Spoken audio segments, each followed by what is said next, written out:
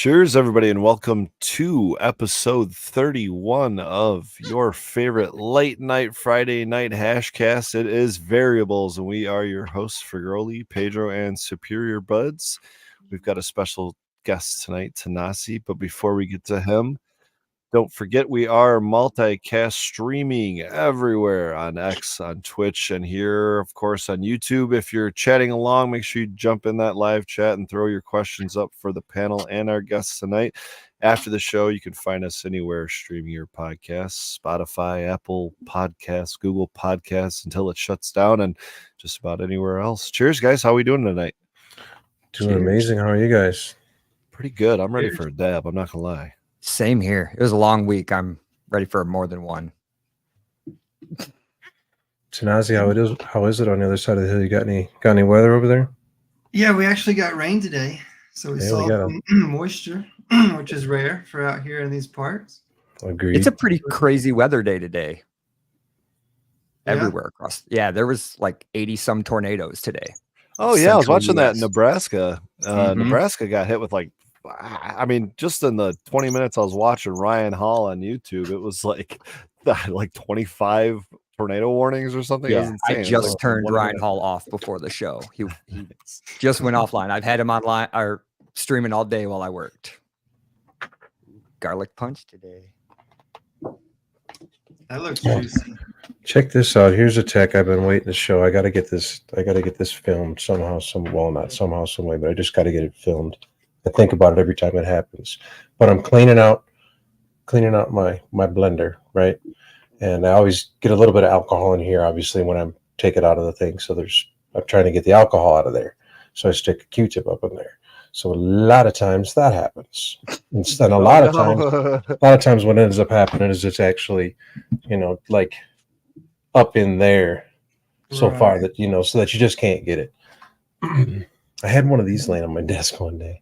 Just a standard zip tie, and I slid that bitch in there and popped it out. And I was like, "Son of a bitch, dude!" That works better than a pipe cleaner. I was about to say is a pipe cleaner, and I saw a zip tie, and I was like, "It's a little bit more firm, right?" I was just looking on the desk one day, and I happened to have them sitting here, so now they're always going to be sitting here. Well, I was going to say it's you can't really do that with like some of these style.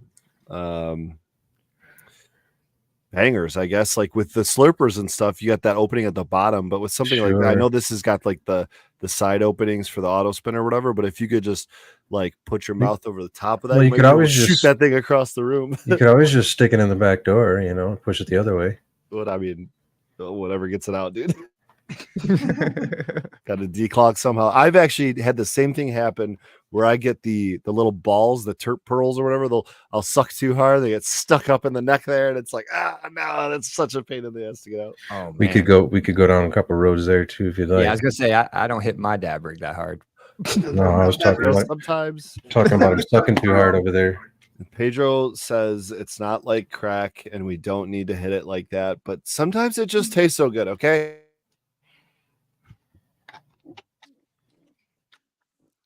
Tanasi, what are you dabbing on tonight? I've got some. I can never pronounce this one. You can help out with this one. Soleil Levant. Soleil Levant. Soleil Levant. Soleil Levant. How do you like that?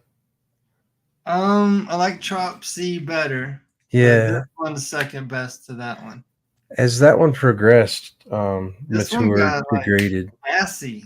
That's where I was like, I'm not sure that I'm more of a sweet fan, so that one didn't really hit my taste buds very much. Yeah, I like the fruity stuff. Yeah, that's this is some gas for sure. How do you spell it? I'm trying to look up the strain. I can't even. It's sunrise in the west, but it's Soleil, Soliel, Levant, Levant. I put in savant, and savant syndrome came up, and I'm like, we're just going down the wrong road. Yeah, it's not a road. Wrong rabbit hole.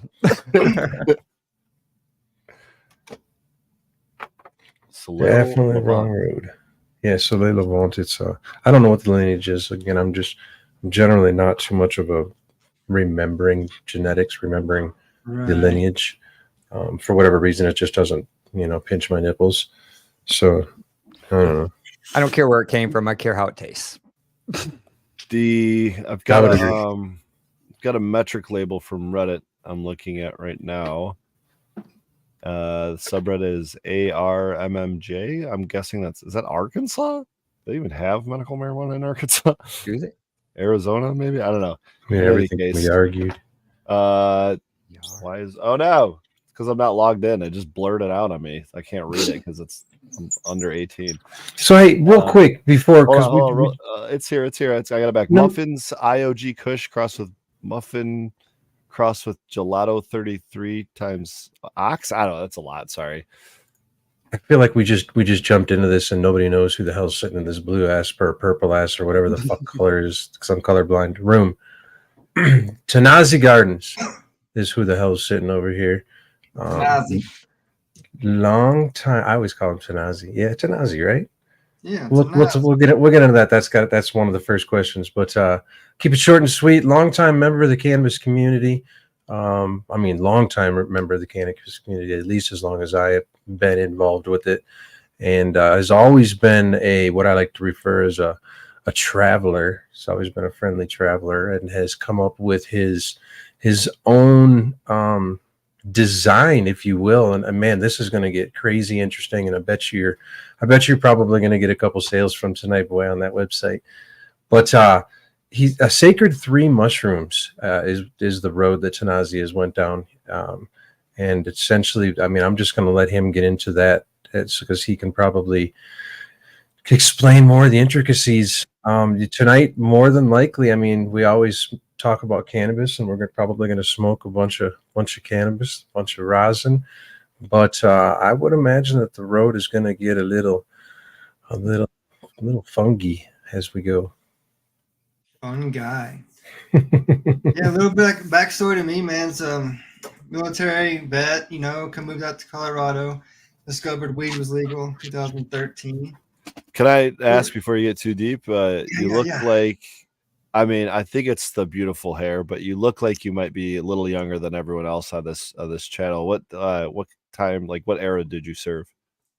06, 09. Okay, all right. So you're probably right the same age as I. I'm 37. I look very young, but I'm 37. You do. You could pass for 27. Sorry, keep going. He's aged very well and has been very active. Well. Maybe the mushrooms help. I don't know. Yeah.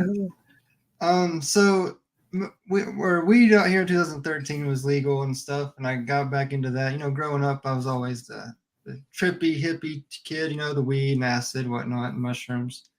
But back then, I'm a kid. I never really understood it as a medicine or a tool or anything like that. Till I really came out to Colorado and smoking weed.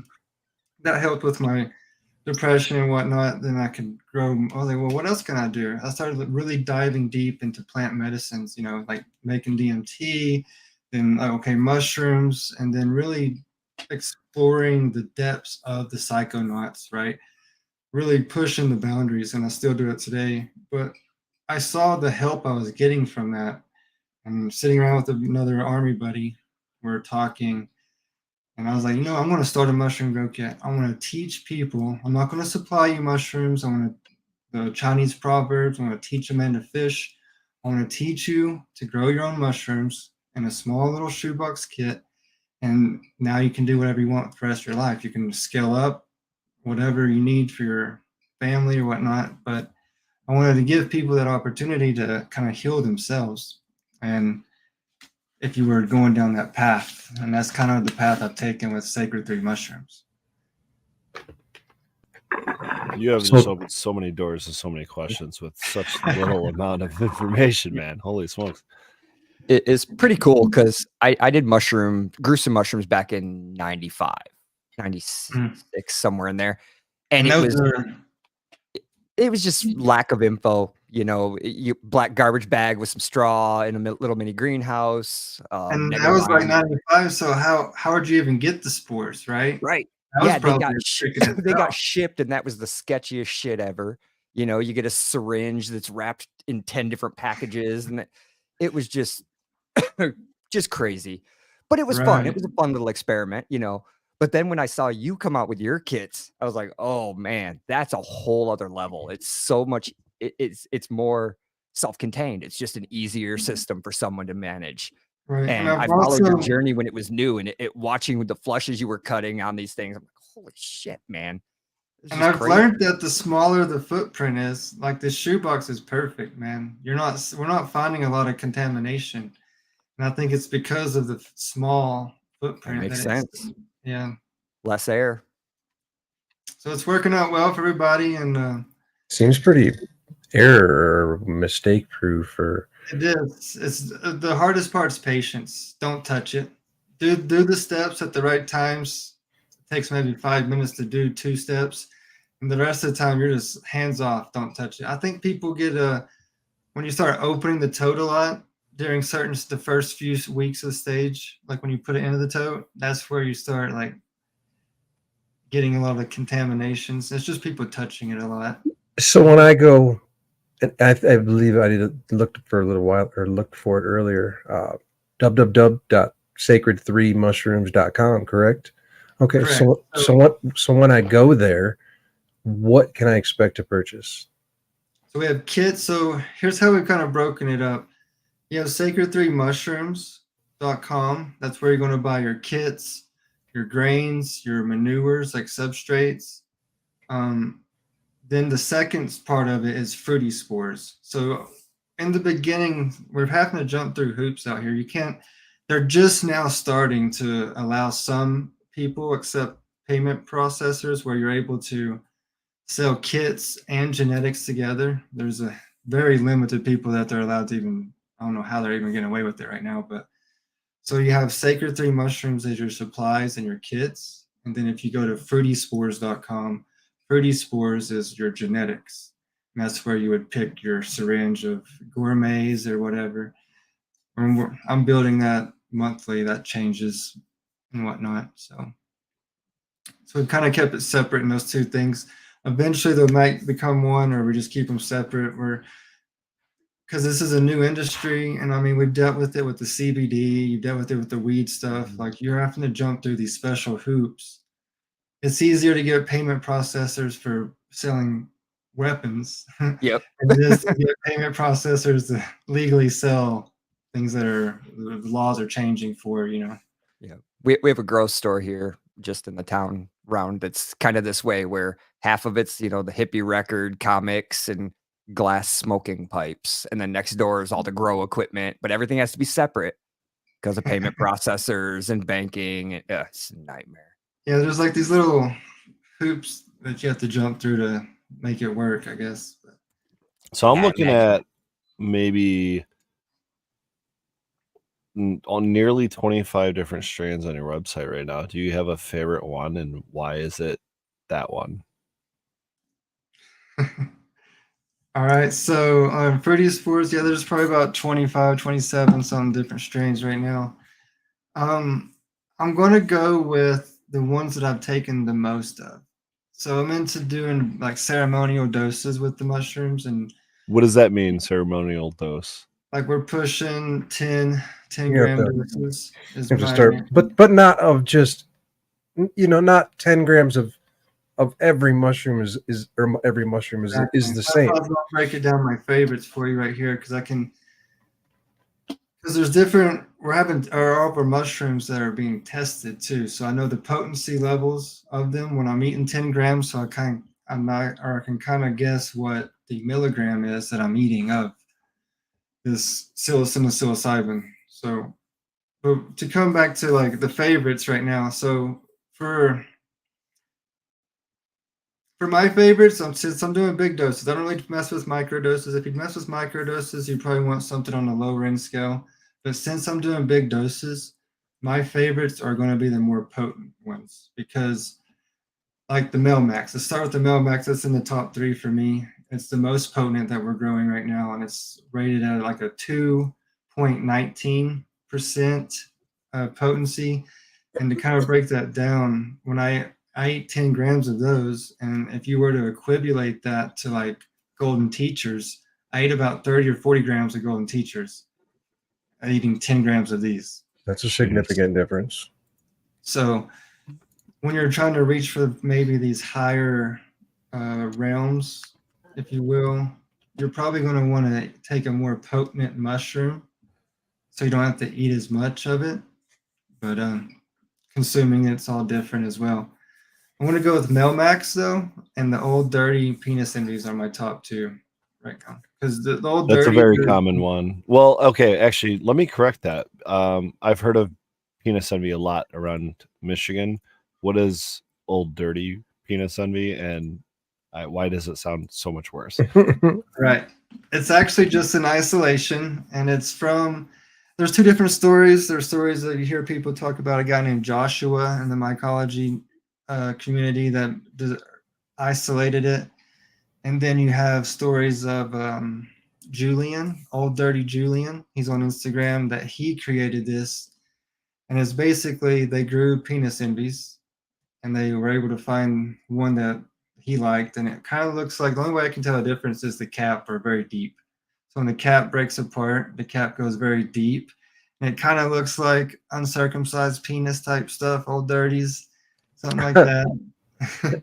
So I don't know. So it's a nice one. I like to give. So there's levels when you're doing these big doses and stuff. You don't want to give somebody 5 grams of golden teachers and they're just tripping balls. That's not what we're trying to accomplish here. So when I start people off, 5 grams, old dirties are my go-tos, because I know 5 grams of some old dirty penis. So wait, you're saying go higher, not lower? Oh yes, I'll never eat 3 grams of mushrooms ever again, ever.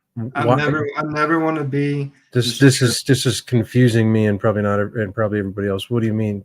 Think of it like a threshold. Like, you know how they design, you know how Alexander Shulgin remade MDMA basically, and it was kind of rediscovered in the 60s, 70s or something, maybe even earlier than that. But there was like somebody in 1918 who actually discovered MDMA, but he did not consume enough milligrams for it to be actually hit the threshold and actually works. He wrote it off as it didn't work. But then Alexander Shulgin came back around. He was going down making high cal and Thai cal.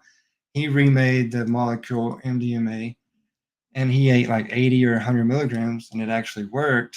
And it had to hit. He had to hit that threshold, right, for that to work. So when you come to psilocybin, to have this spiritual I call it a breakthrough dose, and it's spiritual. And when you hit it, you'll know it. And I've never done it on anything less than 5 grams penis envies. That's the lowest I've gone. And there's a protocol. Like you can't eat it with a peanut butter sandwich. You can't eat it with a meal. Like there's a whole recipe that's involved for this to work. Are you saying specifically that you won't do 3 grams? Yeah, but you'll do more. Like that's what I was understanding. I'll eat 10 grams over 3 grams. What is okay? Yeah, Pedro, let me Go frame ahead, it this way. I think, and maybe I'm leading him on here, so I'm going to give you the opportunity, Tanasi, to really explain this. But my guess is that he's kind of looking at it like there's this fence, right? And on one side of this fence is the microdosing, and the microdosing does have an effect. We know it has an effect. We can kind of feel it, right? And there's a reason that people microdose, right? And then on the other side of this fence is that where you get into that kind of spiritual, heroic. I saw in chat, there's a lot of different terms for it, but like on that really heavy end of the dose, right? I think right here on the fence is that 3 gram, that 2.5 gram mark that he's talking about, where you don't have a good time, and I think you cannot have a good time in the whole range of mushrooms. But I've been there on where you're just teetering on the fence. You're like, I can't take any more, but I shouldn't have taken this much, And think of it this maybe way. that's where Here's the way I won't think of it. I don't think of it like that. I think of it as it's a medicine. I've learned a tool. This is a tool that I can. 3 grams is like taking a hammer and smashing my hand. Taking 7 grams is like me taking that hammer and building a house. Like there's benefit. I don't get the benefit off 3 grams, and I don't want. I'm looking for more therapy and healing, and that's something not reached on a 3 gram dose. But why are you comparing it to smashing your hand Because with a hammer? I Because I think think building a house is a beautiful analogy for that heroic dose. Exactly. But Building a you're house is only getting beautiful, that right? beautiful analogy because you just broke your hand with a hammer at 3 grams. Why is it like breaking your hand? Why is 3 grams like that? Because it's not beneficial to me. 3 But grams why? isn't better. Because that's where the benefit and the big doses are coming through it. I think you have to maybe see that to understand. So when you're taking your micro doses, I'm still putting that like it's almost like a band-aid. Sure, a micro dose is going to give you energy. You're going to get up. You're going to do stuff. I still think it's a band-aid if you're taking a micro dose for depression or for some type of PTSD and stuff. That's not. You got some traumas going on. You need micro dose isn't going to help you. Mm-hmm. It's going to put a band-aid on your shit for a minute, but maybe it'll open your eyes to say, hey, there's more beyond the microdose here, and there's levels to this stuff. And if you hit this Absolutely. threshold on an empty stomach, you're going to heal yourself and release and purge with like, and just have this opening, right? And just like see how you're living and redesign your life. And now how I'm saying there's a recipe and stuff. Okay, now you've taken the big dose and you've seen the light and you've seen how you're living. Now you go back to your life, you still have to put in this work, man. Or you're just going to fall right back into your same ruts. You're going to fall right back in the same shit you're doing, getting the same patterns. Like you have to also put in the work after this big dose. Now that you've kind of like, it showed you what kind of some bullshit you was doing, maybe you're not so happy with. Now you got to make the change. So it's like, so here's one. I deal with a lot of anger and smoke a shit ton of weed, right? I've been working on trying not to smoke dabs all day, every day, my last 4 big doses. And it wasn't until this last big dose that I actually really understood and can like, it's kind of getting shit under control, showing myself that I'm causing more damage to myself because I'm not getting high. So what's the point? I'm just like roasting my fucking throat and lungs out. So it's like, it's a battle within myself too, but it's something that I'm working on every time I go into these big doses. So, but you definitely going in with intention, and I think that Yep. that's something a more experienced individual or someone that is going into it in the first place with intention might do. But what about the probably average listener, I'll even say, that probably has microdosed a few times, maybe even taken that gram or 2 gram dose or something back in high school or whatever. But what about those that have access to it now and are afraid? Maybe they're afraid to hit that 5 gram mark. And is there like a way to step up? Or do you think that you should just go from, maybe if you're already microdosing, straight into that heroic dose? And Sounds like he's talking about Pedro. how do you prepare yourself for that? Because clearly you want to do it with intention. Right. I would say no less than 5, and it has to be a certain mushroom. There's a that's why we're having test results, and I haven't narrowed down the exact milligram that we need to get in your body. But 5 grams of golden teachers isn't going to do it. You have to do 5 grams of penis envy is the lowest I've ever gone down on everything. What do you know what milligram that is? Golden teachers are less of a Potent. string. Yeah. 1 point. Okay, so golden teachers are about 0.7 on the high end. Oh wow. If that. Oh wow. The old dirties are 1.5 ish, so about double that. Wow. Is that like milligrams per gram or something? What do we? Yeah, what's the milligrams per gram. Okay. Damn, so it's not a whole lot of milligrams of psilocybin.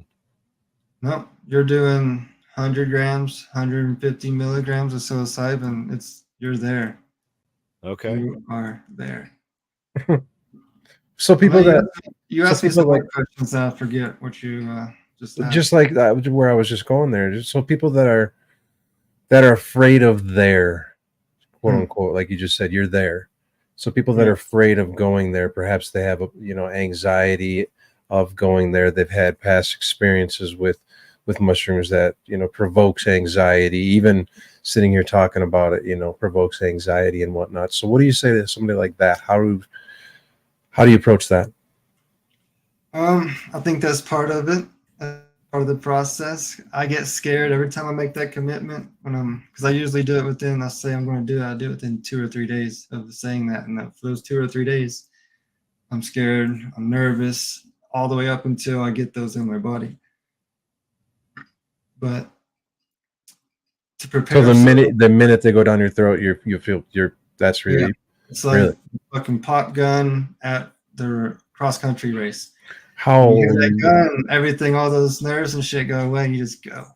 How long after you put the first one in your mouth are you there, quote unquote? I like this there. Let's start from the beginning. I'm gonna walk right through the process. There we go. And let me get this out there.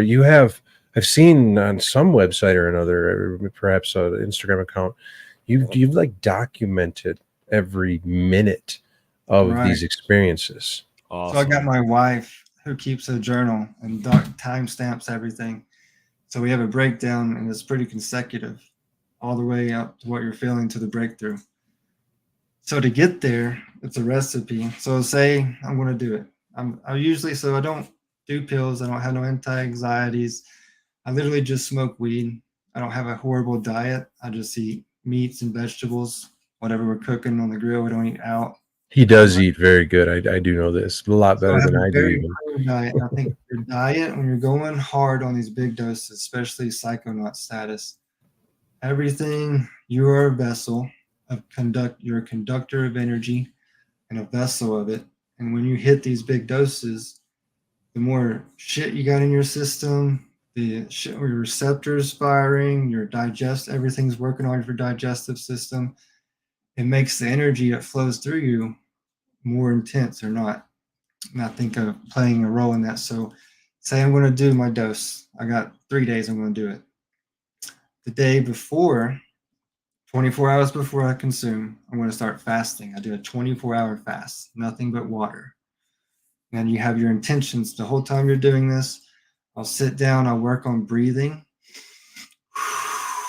Deep breaths in your nose, out your mouth, and focus on breathe. Like just sit down for like 2 minutes and just focus on deep breaths. Because when you're in these big doses, your breathing is your best savior. When you get scared, when your soul is trembling, your deep breaths, go to your breathing work. Breath work is your best friend when you're in these things. So the day before, and I actually do this, like if you're thinking about doing a trip, do this like months, weeks before. Just sit down and start working on your breathing, because we don't have to ever sit there and take like really deep breaths, right? Not nearly enough. After I listen to Wim Hof, it's like, oh, I suck at breathing.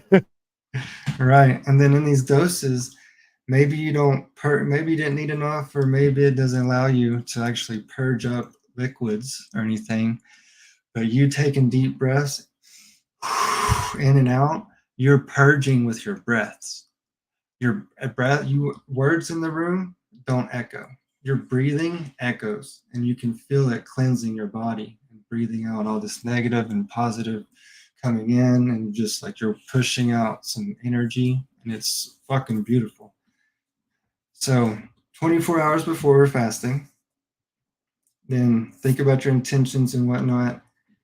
Then I've been doing them in the mornings is what I've been going to.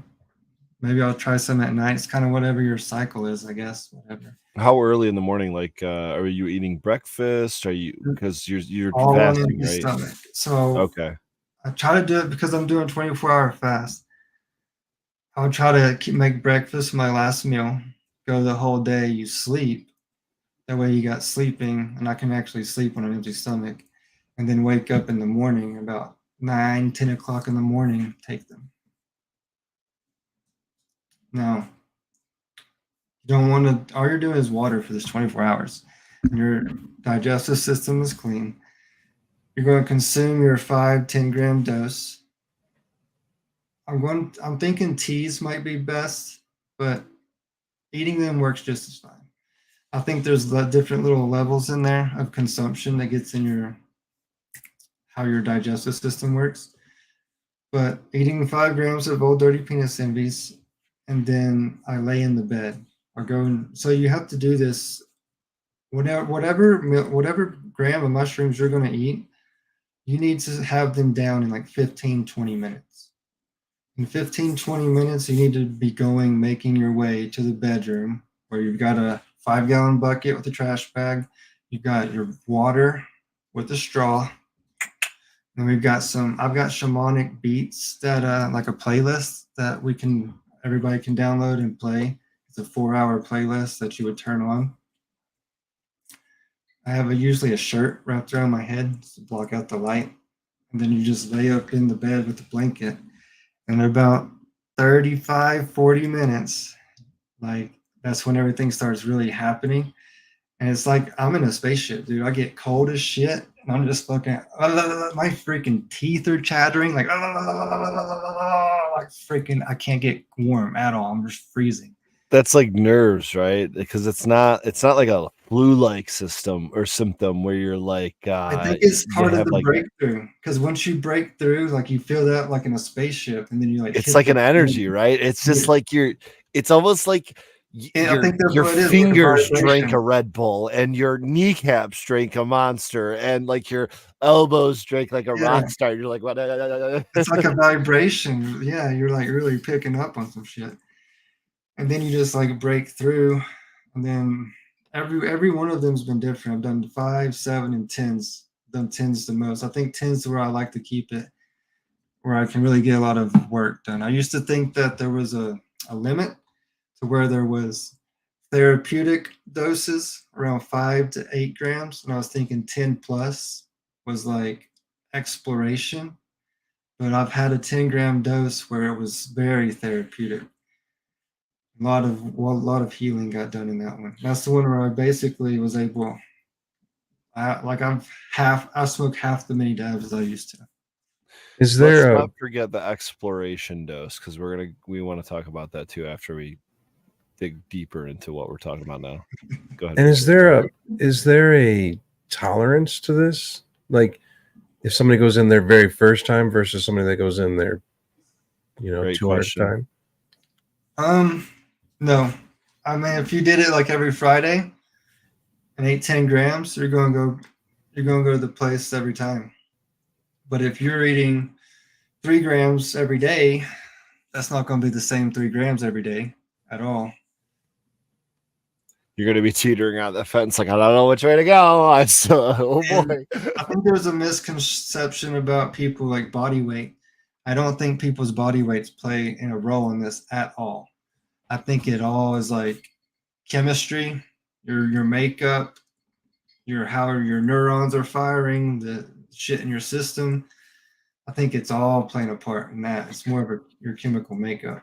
That's very interesting, because I've heard we've had so many discussions about this, but my very first experience, and to get it out there, I am the nervous run here. We were definitely speaking about me.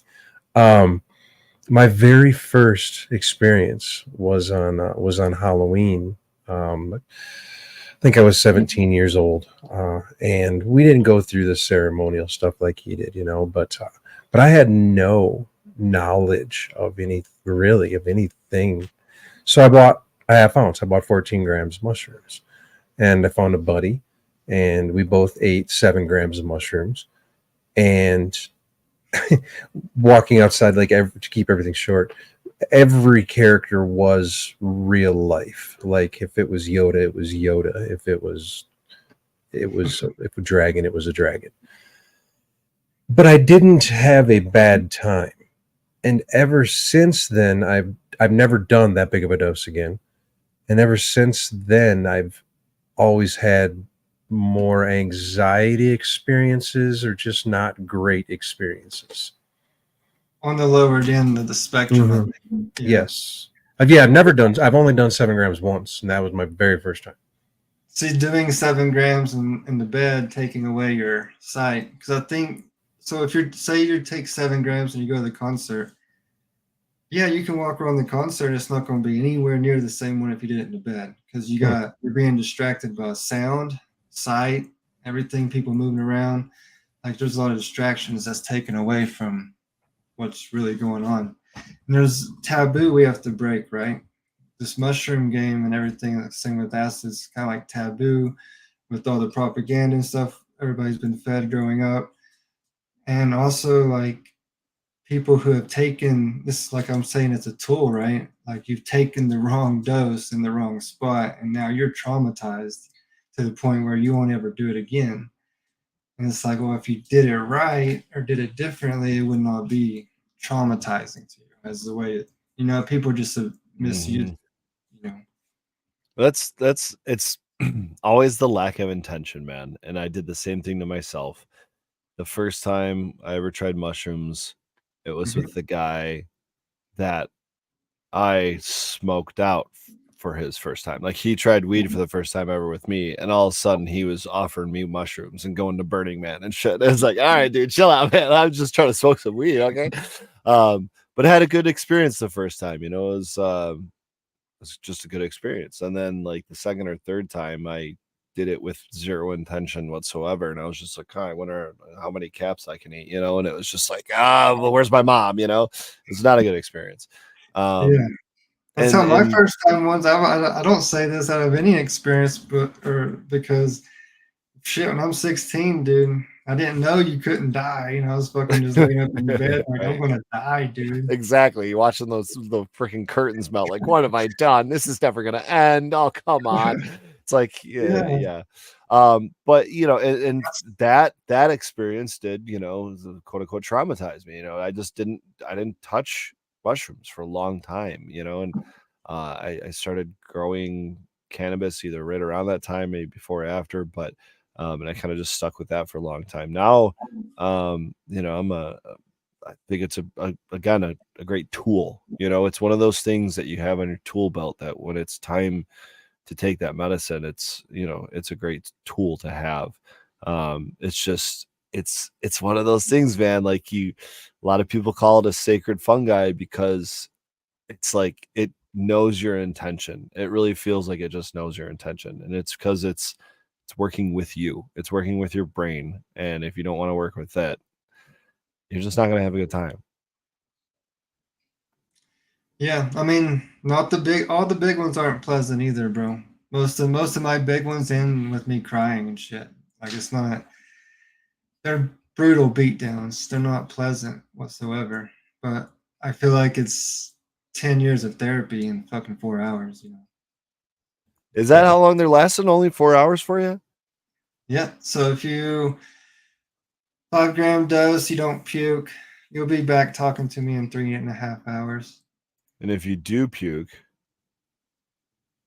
Same about 3.5. I've seen it. okay. If you ate like a 10 gram dose of Melmax and didn't puke, you're likely to go for 5, maybe What's 5 with the hours. puking? What's that?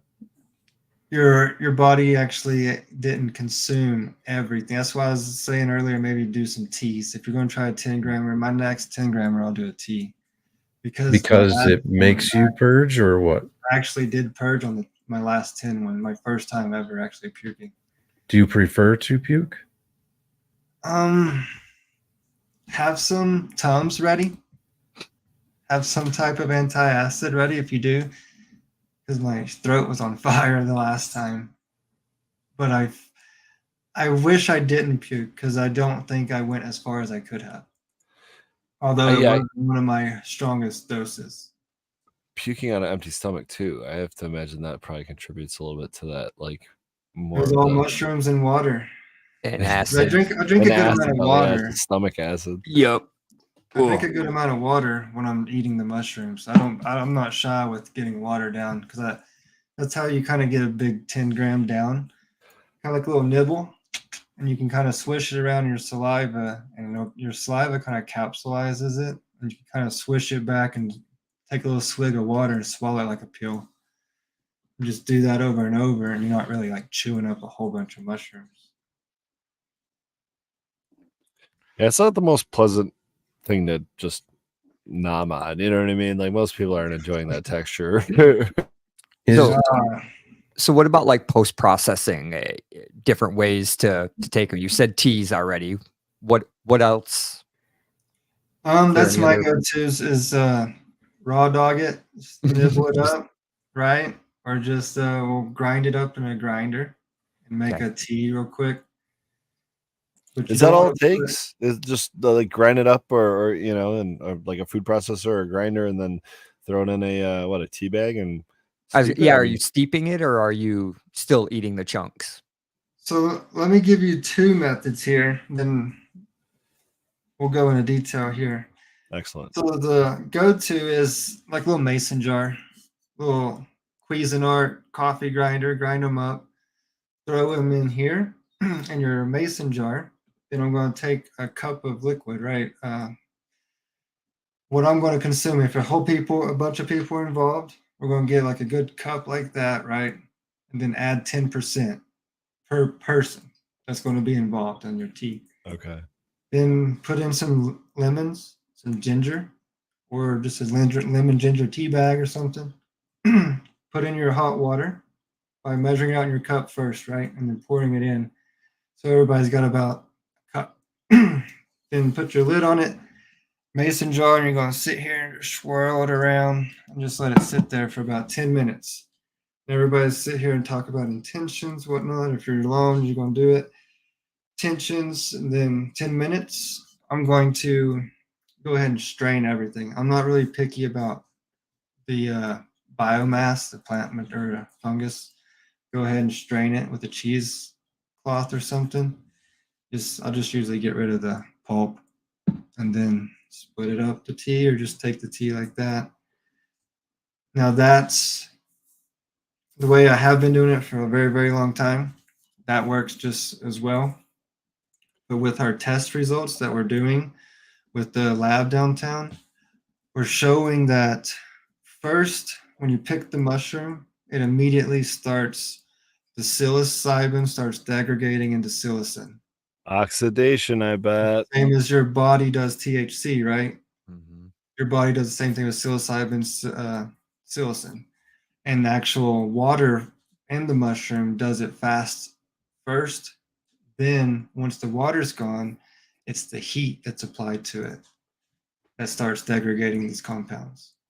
So, when I say use a hot water to make that tea, I've been doing a lot of looking and researching and finding out that the blue juice, people used to make blue juice back in the old, like ancient times as well, and it's using cold water. And there might be also a way that you can extract the compounds, doing kind of basically what you are doing with Pedro with rosin, by taking a pressing. cold ice bath of the mushrooms, and then the water just turns super blue, and then basically consume the blue water. But what can we do with that blue I water? think some cold brew reason- coffee. For some reason, that seems much more enticing to me. I like blue Yeah. raspberry. I'm down with It that. looks like some blue raspberry, but I'm sure it don't taste like it. Yeah, Being yeah. cold, especially being cold, I don't know how this would taste. But if you do that, especially with the fresh mushroom, you have now preserved the compounds pretty much as possible, as potent as possible. Now, Right? Abolish says it doesn't store well, though. So, is there a Oh yeah, trick you're there? gonna have to consume this immediately. Okay. And only thing, unless here's what I'm thinking: what happens if I put a whole freeze dried tray of blue juice in there? What comes out? That's what I'm saying. Yeah, I that's haven't. interesting. We're talking concentrates now. Mm-hmm. Now I can Now start you're there. dosing out my 150 milligrams, the more we kind of, I'm thinking less I have to chew. everybody in the tech world is doing ether, right? Or is it ethanol? Ethanol, excuse me. They're using ethanol to do their extractions. But that's the BHO compound way, right? Not like, Well, I was going to ask, do hydrocarbons work? Because ethanol is more like your RSO method, if you will, whereas BHO is, closed loop system, probably talking super cold temperatures, but flooding it, turning it into a liquid, not necessarily worrying about like structural mass or anything like that. Just extracting the compound with a chemical that's, what's the term I'm looking for? Soluble, that would match the solubility of it. So But is it? I don't know, because all I'm thinking here for the last 5 minutes is stuffing my column full of mushrooms, and can we make it? I don't know necessarily Right. dabbable, but an extract. An extract of it. I don't necessarily want to dab this. I don't know if that's safe. I have no freaking clue, but. Pedro, don't look at me like that. Listen, I know I'm curious too, but I'm not going to be the first to try Dude, it. for Pull some up his reason, Instagram. that could be a bad road to go down. For some reason, anything you start talking about dabbing, I'm like, well, You could do it with lavender, so why not psilocybin? I don't know. There's a guy I think it's doing it.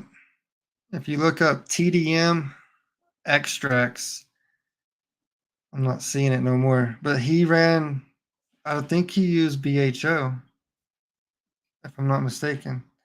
But he made psilocybin slab, like it looked like shatter. Help us understand as well, because I feel like we're walking a fine line.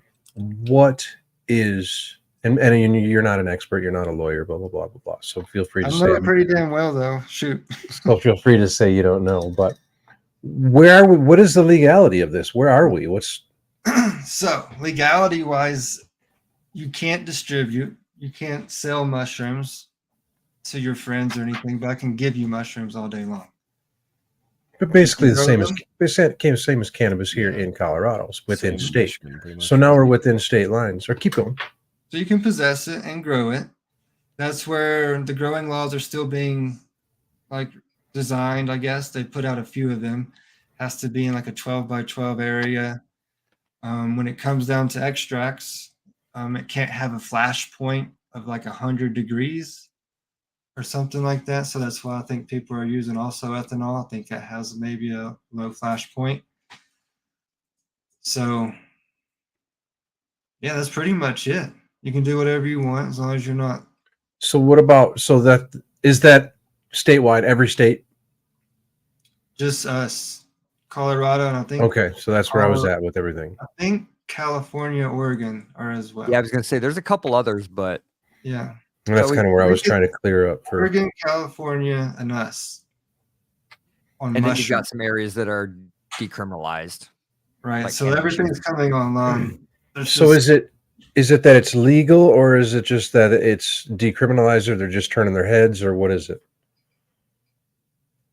I haven't been pulled over with a bag of mushrooms. So I'm Well, pretty sure I mean, they're not allowed to use any taxpayer money to prosecute me for that bag of mushrooms. so it's basically just decriminalized. It's not legal. It's in a limbo. It's not legal. It's not At the illegal. limbo stages, I do believe, Okay. because I think they're just now about to start releasing facilitator licenses. Okay. They're about to be released like probably this year, where you could actually own a facility where people come and you just I don't know if it's going to be a dispensary style, but I think what there sounds like is they're going to mock up the ketamine stuff. So at the psychedelic show that we had last year, fuck, if you want to see the whole 180 of this shit, right? Where you've got, it's not just fucking your dopers and your smokers in the streets talking about this. You got fucking lawyers, doctors, fucking all these PhD professions coming to the booth asking about this and stuff. So what I see happening is that they've already got the ketamine clinics in place, right? You can pay $6,000, $5,000 to go do these 6 sessions of ketamine, and they have a whole little fucking thing recipe, right? Now I think they're just going to start adding compounds to that list of things to choose, right? So now mushrooms will probably, I guess the MDMA is probably the next thing they're going to do. So I think they are. Don't they already have that in it's Denver? I pretty thought much legal at this point. So they've already passed all their testing. It's pretty much going live. So they'll probably the next thing. They'll have a little fucking, it's going to be this long of a session, have a recipe for that. And then they'll have psilocybin comes up. But here's what we come into play, right? It's like, sure, if you got 5-6K laying around, sure, go facilitate and let them do their thing, and you'll feel safe and it's fucking perfect, right? Or you fucking can do a kit, grow your own mushrooms, right? And then facilitate yourself. Listen to people like us talk, have these long session talks about this is what we're doing, this is what we're experiencing.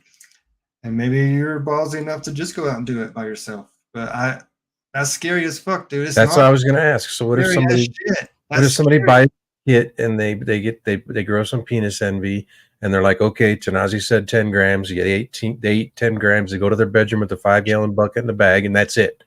Well, that's scary as fuck. You're gonna Okay. make it through it. You're gonna make it. Just don't go outside. Just don't go outside. I think Man.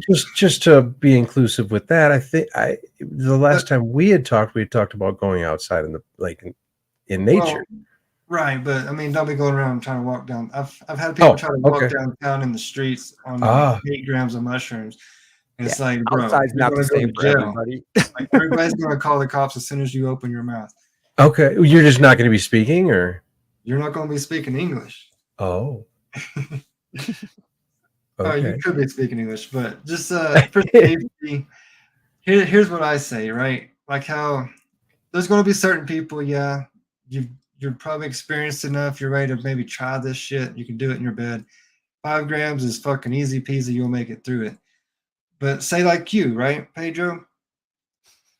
Not everybody wants to do that, and they want to feel safe. Like I just gave our buddy Keith one a month or so ago. And it's like I'll come to a buddy, and help facilitate for you and like guide you. Like, okay, this is what you're gonna do, and kind of just, answer questions because you can still talk during these big doses. You can still listen to me and hear things, You're not completely incoherent comatose. But Yeah. if we're doing them, so I'm assuming that what you were just referring to there is you guiding someone, but not taking it yourself. Correct. I won't go. So I haven't always had a trip sitter, but since we've been married and everything, she is the trip sitter. So this could be somebody who's never even taken mushrooms to watch you. It doesn't have to be anybody that's done a lot, but I mean, I'm here for questions all the time, but like if you were to ask me questions, I could answer things a lot more better than probably some other people. But you're kind of on it on your own. It's you, the darkness, and the mushroom. The outside person is just there to facilitate, help you get to the bathroom, help you puke into the bucket, give you water. Block the outside door. Yeah. Yeah. Keep I was gonna things say, safe. it seems like it should be someone you trust and someone that Yes. you're, familiar with, and that you don't feel like is going to add to some sort of negativity to the experience. You know what I mean? So it's more Or than judge you. trust. And that's a big part of it, right? And so that's why I think someone that is experienced with at least some form of psychedelics is probably a better option than someone that's not, especially if that person maybe is not comfortable with psychedelics, even if maybe it's the closest person to you, that might not be the right person. I don't really know how to say this other than like, I think it's all persons. Like my wife doesn't. She'll take a micro dose. She won't take no big dose. but she's not like anti like psychedelics or something. No, You she's know what I not mean? anti So that. Yeah, you should have somebody who's on board with what's going on. yeah. For sure. Yeah. Because you Because things do want get to be weird. comfortable. Things get weird. Like how you just said, maybe a little embarrassing or something, but it's like Mhm. it does get personal and emotional, and I think that's good. So you shouldn't be ashamed to, let it out. When you say being there, taking this, let's call it a heroic dose, right? I guess it would be the 10 plus.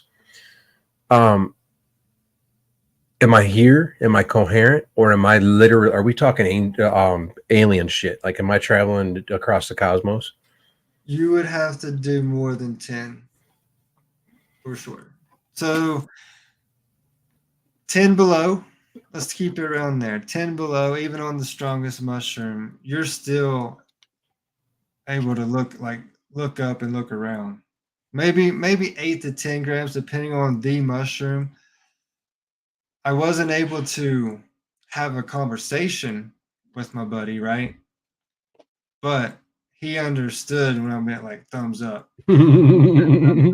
Like everything was okay. You're still on the planet. Yeah. Right. He was still able to communicate in a sense, but you're not comatose where you can be. Like if you're going 15, 20 grams on a mushroom that's like 2%, and you're keeping that down in the tea or something, you're not puking, like you're probably doing some Kalindi stuff and like leading body, extra like leading body and going with some other place. So that's what, like 500 milligrams of psilocybin, or Nope, is or you're keeping it around 200, 250 oh, that's it. milligrams.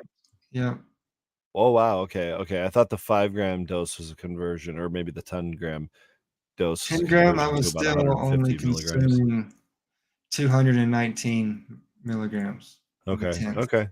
So 250 plus, maybe then we're Mhm. kind of So getting I'm into thinking that range. if you get that 250, 300, I think you're really starting. That's where you start to really break away from body.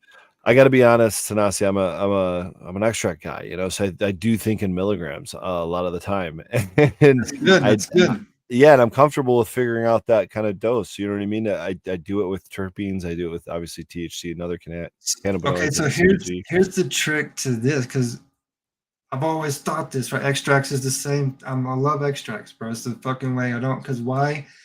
I don't want you to see that what I just saw, but how are you supposed to eat 10 grams of these mushrooms? And you It's a lot of can't chewing, bro. this person gags on like 10, right? So if we can do the extracts, but here's what I think is one problem that we're having issues with. Well, everybody's doing their own fucking thing, right? And I'm just watching. And I do what I do, but it's the stabilization of it. Something about psilocin, especially, and I want to say psilocybin also, when it is extracted from the biomass, it's there's no way to preserve it or keep it from degrading or So change it. give me Basically change it. give me the science. So psilocybin degrades into psilocin, Yes. and psilocin doesn't have what, the psychoactive or maybe the They're both active ingredients. psychoactive. They're both psychoactive. And from what the research, from the testing and me eating them, you're always going to have higher psilocybin than psilocin on the test results. Mhm. So I've taken mushrooms with a 5% psilocin than normal because I've added heat to it to cause that to happen. Okay. Those mushrooms with a higher psilocin content will hit you faster and harder. But So shorter or no? it does make the trip shorter, but Mhm. it hits you far harder and faster. It's kind of like your body now no longer has to decarboxylate it. Yes. It's now readily available. Okay. So I think, but here's the thing though, I don't know when we're doing these trips, right? I think it's going to be a ratio compound. You want this much psilocybin, you're going to want this much psilocin, and you're going to be playing with these things. And I think that's going to change your trips. I think that's when people eat different mushrooms and they're like, oh, I had a great time on these, or I had Right. a horrible time on these. I think that's your body chemistry playing with the ratios of those compounds in that mushroom. You just reminded me that I've got some that I got some CBD here sitting in front of me that I'm also gonna put on this dab I'm about to take. Right. And talking about ratios, it's like people will mix different strains of, or flavors of dabs. We're talking about degradation, and I'm Right. thinking a lot of comparisons between, well, initially it wasn't this, but now I'm thinking THCA converting to THC, right? But now we're also talking THC converting into CBN, which is a whole different kind of psychoactive effect. THCA is not psychoactive, so I don't know how it's more to me feels like the conversion of THC to CBN, and in that we've discussed a lot on how it's maybe like a degradation, right? So if we're comparing psilocybin into psilocin, but CBN just more or less makes you sleepy, whereas psilocin is hitting you quicker with the same effects, so it's Right. kind of, it is still different, but it's And applying heat though, like you said, we're is just that talking about decarbox. we're just talking about two compounds, right? They've still got neurobeacissin and beocystin and like these. They're testing for like maybe 4 or 5, and that's not as they haven't even Nothing. found them all. Yeah, it's not, dude. Yeah. There's a lab in Germany called Miralux. They just found terpenes, so they broke down a terpene profile on mushrooms, and they've got that listed some on their websites, which is pretty cool. Try to pull it up. Yeah, that's pretty awesome. Just more similarities. Miralux on Instagram, or I don't know if they have the website. Might just be Instagram. No, they do have a website. It's probably going to take me a little bit to dig through that. Now I'm in the forums. Okay. Miraculix lab. CLUX? Miraclux? Miraculix.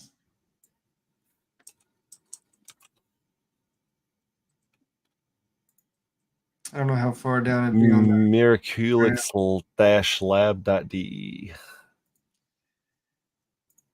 I don't know how far down it'd be, but that was pretty interesting. They're doing some great stuff out of their labs, and they're the ones. I think I was reading something that they did a water extraction. Okay. It was either them or these people in California. Mm-hmm. You got any I always love getting perspectives on, I believe the show is The Last of Us, or the book, or the whatever, the series, right? That's the Pedro show with the cordyceps. Yeah, the cordyceps mushrooms that kind of takes over, makes a zombie. Do you think that's possible? Do we have to worry about that? Is fungi gonna be the death of humans? If there's a bunch of little Faucis out there in their basement right now, we might be able to. Oh no, you're probably not wrong. But hey, that's how we got hybrids. Like, I don't know. I probably shouldn't name any strains. I do like that show though. That show's pretty sweet. I had a lot of fun with it. I'm disappointed there. Just it was like a one and done kind of series, whatever.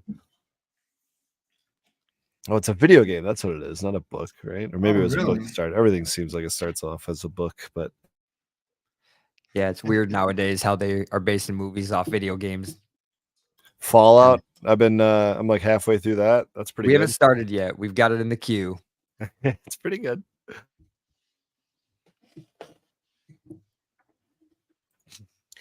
So are you do you have it ready real quick? Go ahead. Do you consider yourself, oh nice, I love it, dude. That thing's beautiful. Do you consider yourself like a mushroom hunter on the non-psychoactive side? I'd love to hear a little bit about that if you do, because I had some friends in college, and I tell you what, I didn't know a whole lot about fungi, through high school or anything like that. But I got to college and made some friends real quick. And every once in a while, they would just take a evening trip out to the woods and go look for mushrooms. And I'm like, what are you guys doing? Is this some sort of weird thing that I'm like totally unfamiliar with? And it is. There's a lot of people doing this. Do you do that? Do you hunt for mushrooms? I don't. So actually, if I go hunting, he's like, why would I? Can grow in my closet. What are we talking about? The only 2 mushrooms I do know from the wild are the Amanita, which everybody knows the Amanita, right? And then the Bolita, which is actually, I found that's the new mushroom emoji on some people's phones. That mushroom. That's the only 2 I really know in the wild, and I'm too scared to even try anything. Okay, same here. If I was like in a cow field, like I could pick out a psilocybin one, another patty. Yeah, we can do that all day. But I'm not going to go along some riverbank, and I think it's it must be a cultural thing that like you grow up doing it, so you're comfortable doing it. I had a good friend of mine. His wife is from Europe, and they just grew up doing that. And we took this like tubing trip down a river one time, and she came home with like a 2-gallon bag full of mushrooms. Like I'm like, all right, like cool. I don't know. There's a lot of people up here that way. Yeah, I mean, I guess that's a good bridge to cross. Like, I guess it's a good stamp to put on things. It's not just any mushroom, right? Like there can be some seriously dangerous mushrooms. Like don't just go pick shit and eat it. I mean, Right. to your own That's why discretion, but I would only do it if I was with somebody who actually knew what was going on. Yeah, I don't same. even trust I'm Google still only Lens to give me eating the it right. after I see him eat it, right? I don't know if I would actually. I don't go picking no wild mushrooms. That's wild. That's crazy. But it's free food. I mean, it's if you can, it's like licking frogs. I don't know. That seems like the shiniest and most pretty ones are the ones you want to stay Not away even from. morels. I mean, Yes, you can it's pick again, that it's a one out. popular. I Those are mean, nice. everyone's picking morels right now up here. Nobody knows anyone that died from eating mushrooms. OG Nugs says, Google it. 20 people have died worldwide in 30 years. So I actually I believe that, but the bad trips that people have had, whether that be a couple days in the hospital just doing nothing but vomiting and expelling things from your body. I don't know. so I mean, then technically, I mean, if I can ingest it, I mean, walk down these possible roads, right? If you can ingest it, I can ingest 50,000 milligrams of psilocybin. I think it's 32 pounds. But I mean, if I was to just a tea or extract or what is that going to do to someone? Like the LD. But it's not going to kill you. Looking for an LD50 or something? Like I don't know. I'm just asking. It's like if we're talking that nobody knows anyone, blah, blah, blah, blah, I blah. love this chart. Well, here we go. Red Sutter's got one for you. My cousin went in a 9-day coma and lost his liver from someone selling him a porky forage mushrooms when he was 14. I was 12. Damn. He almost died without the new liver. So, Well, and then, followed up by, nope, no one dies. So I don't know. That's the worst case scenario. So there's no too much.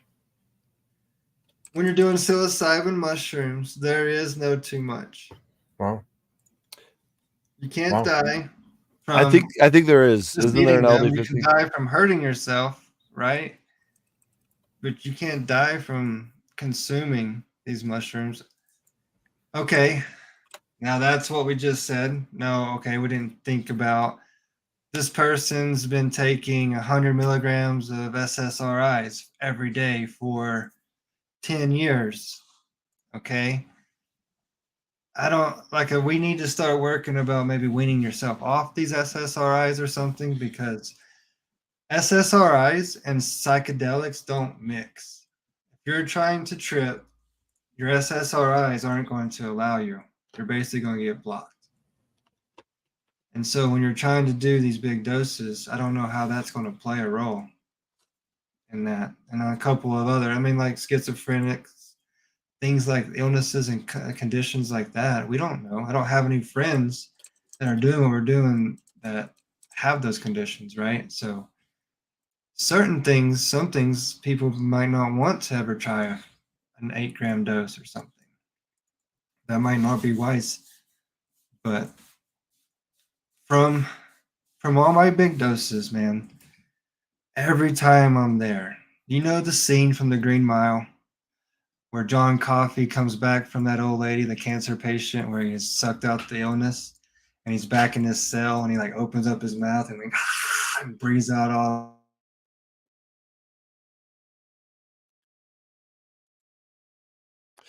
He's breathing out a lot of fire, I'm guessing. He's breathing out a lot of negative energy right there.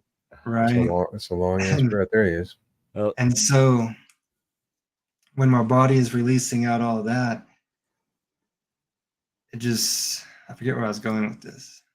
Shit. Breathing out negative energy. Yeah. LD50s. Yeah, I forget where I was going. Well, if Happens let me all us the know time. let us know if it comes back, because I got the this. I love this chart, guys. This is the lethal doses of 55 substances. There we Speaking of go. LD50s, so let's start with water. And you're gonna have to do the math on your own body weight, right? So basically, this means for every kilogram of body weight you are, it would take 90 grams of water to kill you. So if you were 100 kilograms, it would take you like am I doing this right? Like 9,000 kilograms or 9,000 grams of water. Let's just move along the table though. Sucrose, table sugar, MSG, stevia, petrol. I guess it takes more vitamin C to, or more gasoline to kill you than vitamin C. Is this in any order? It is. So this is the least lethal, least toxic up here, starting with water, and we're going to get more toxic as we go, going all the way from 100,000 milligrams per kilogram down to literally nanograms per kilogram. So keep going. Another ethanol. There's your ethanol. It's table salt. THC. All right. So THC 1.27 grams per kilogram. So let's try to do some math real quick. What is the average person like? 150. 150 pounds. So 150 pounds is let's give or take 68 kilograms. So if we're let's pull up the calculator here. So if we're 68 kilograms, we multiply that 1.27 grams. We're talking 86 grams. Is that right? Yeah, 86 grams. Or if we're talking milligrams, 8,600. Oh no, a lot more than that. 86 grams is 86,000 milligrams. Yeah, right. 86,000. Yeah. So that's a lot of edibles. You know what I mean? Like a lot. You can't even consume that. Yeah, no, that's like almost 900, 100 milligram doses. So it's like, yeah, I mean, I regularly consume in like 1,000, maybe 2,000 in a day is where I've ever been. Now do that 50 times in one day, Yeah, I mean, I've got oil back here that's mixed 50-50. And if I start thinking how much is in there and how much literal oil I'd have to drink, like literal, like oil that I'd have to drink. That's like a couple of mason jars, right? It's a lot. I think it's close to a pound. I did the math one time. I was just like, literally, how much would I have to like drink of my own dabs to, you know what I mean, like make this work? But surprisingly, CBD is actually more toxic than that, coming in at 0.98 grams per kilogram. Keep going down. Ibuprofen, formaldehyde. There we go. Psilocybin, 0.28 grams per kilogram. So if we're taking that same 150 kilogram, or sorry, 150 pound, 68 kilogram individual, we'll take 68 and we'll multiply that by 0.28, and we get roughly 19 grams, 19 grams, or about 19,000 milligrams. Tanasi's talking about 200 to 250. Yeah. So, I mean, we're talking, guys, about 80 times that to get the lethal dose. There we go. That was back to where you're going to have a bad trip before you kill yourself. Don't worry about it. I think you would leave your body and you're just going to lay there in comatose. Much like weed, man. If you were to we're starting to talk about like DMT levels, right? I mean, this is blast off. If you were possibly to reach a 500 milligram dose of psilocybin, I'm going to say you're going to leave your body and you're going to be like comatose state for 4 or 3 hours at least. Is there a point at which you don't come back mentally? I imagine that's different for everyone, but are we talking maybe different strokes for different folks. But I mean, I've seen it though. There's a dose that might take you a couple of days to bounce back from. I heard the horror stories of years. All right, I've heard the horror story of people, and I think I actually heard it on DMT, but very similar. That where the hell was I going to go with that? God damn it! I think I lost my overdosing LD50. The blast. Oh no, the blast off. That they'll go somewhere, and I remember one specific story that he took, quite a few big hits. I'm assuming he was using a vape pen, and he left his body and he went and lived an entire lifetime, like a 30, 40, 50-year lifetime. Like he had kids, he had grandkids, he had aunts and uncles, he had a job, he had 401k, or whatever they were, like he had a fucking life. And then when he died, he was there with his vape pen in his hand. I've heard of people living like 6 months and stuff. I don't know about like full lifetimes, but I believe it. I believe it, man. I believe it too. I've heard some stories. That's a whole different type. That's scary. Yeah, that's scary. Yeah, that's scary. DMT is scary. I haven't done DMT in a very long time. Although I'm I have gonna. them all the time, it's one of the scariest things for me. I think there's a few more psychedelics on this list I want to get through real quick, probably including DMT. I think it's on here. I don't remember, but just remember where like water and then like THC and psilocybin are, and then these are all the things that are more dangerous than that, right? So ketamine, caffeine, sodium nitrate used in cured meats, MDMA and ecstasy, obviously uranium, you would assume, cocaine, Cocaine. sodium thiopental used in lethal injection. Okay, so we're at that level now. Less Wow. than that is methamphetamine, sodium fluoride. That's right, capsaicin, vitamin D3, exposure to sunlight, heroin, LSD, arsenic, sodium cyanide, and Well, I thought chlorotoxin. LSD was one of those ones where it wasn't much of a, or was Yeah, a very, Yeah. very high threshold. It's pretty low, but I don't think it takes much initially anyway. You know what I mean? We're blotting paper if that tells you anything. Ratios, yeah. But again, nicotine, right? So we're doing more than blotting tobacco, I guess, but there's plenty of nicotine in a cigarette. I forget how many milligrams. I think I used to know that, but Wow, right there, fucking next to fentanyl. Well, I guess it's on a different. This looks like it's going like this or something. yeah, well, that's true. So, it's all going downward, right? So this is less. Okay, so it is just zigzag back. and Yeah, forth. but now so we're it's right go, next to fucking fentanyl, nicotine and fentanyl. Look at that. but that's the thing. Now we're talking milligrams per kilogram, Mhm. and I mean, what is Micrograms? is that even I micrograms? think so. It's not nanograms. That's way down here. Well, I but- mean, we go microns. That would be a. yeah, that would be a U. That'd be a micron. Yeah. So. Yeah, there you go. Nicotine, fentanyl, and sarin gas all next to each other, followed up by ricin, Agent Orange, box jellyfish, which I think is kind of cool because that's something in nature, right? Along there with the What? black widow spider, latrotoxin, Oh. and the batrachotoxin from the poison dart frog, and then from algae eaten by some sort of fish I can't pronounce, mytotoxin. Below that, polonium, diphtheria, sugar, tetanus, and then this is hilarious because we're talking 1 nanogram per kilogram Oh my is god. botulinum toxin, which is Botox, Yeah. Right. the most poisonous substance on this planet, as far as we know, I guess, in terms of LD50. Like, Wow. Who figured out to inject that shit in their cheeks? more Wow. power to them, I guess. I don't know. They're making probably a lot of money. They do make a lot. That's every day. Yeah, yeah. So yeah, I love sharing that list because it's wild to kind of compare a lot of those things on that list that are completely legal to things that are found in nature and not, Reminds me of a lot of those solar system views where it just keeps getting bigger and bigger and showing Yes. you. Yeah, it's the same thing on the different scale. You're just getting smaller and Smaller, smaller. yeah. You're just getting to the scale you can't even imagine. Like, we talked, like, everyone knows, right? It's like a drop of fentanyl, like the size of a pinprick of fentanyl on your skin is going to kill you. So think about all those things that came after that. It's just so much, just minor amount of substance that can How did we ever really get to fuck this us up. point?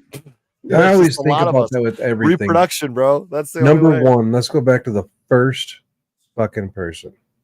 That's always the interesting story. For me, go back to the first person. The first person that did it. I remember we were Anything. talking about earlier. Healing dose. Remember we Okay. were talking about SSRIs, maybe Mhm. schizophrenic. I don't know about that, but I was going to say when I do the big doses, I feel like I'm like the John Coffey thing. I'm healing myself. Now I don't know if I'm just doing maintenance and cure and like helping myself, or if you're able to like actually cure yourself if you're sick or have some type of illness.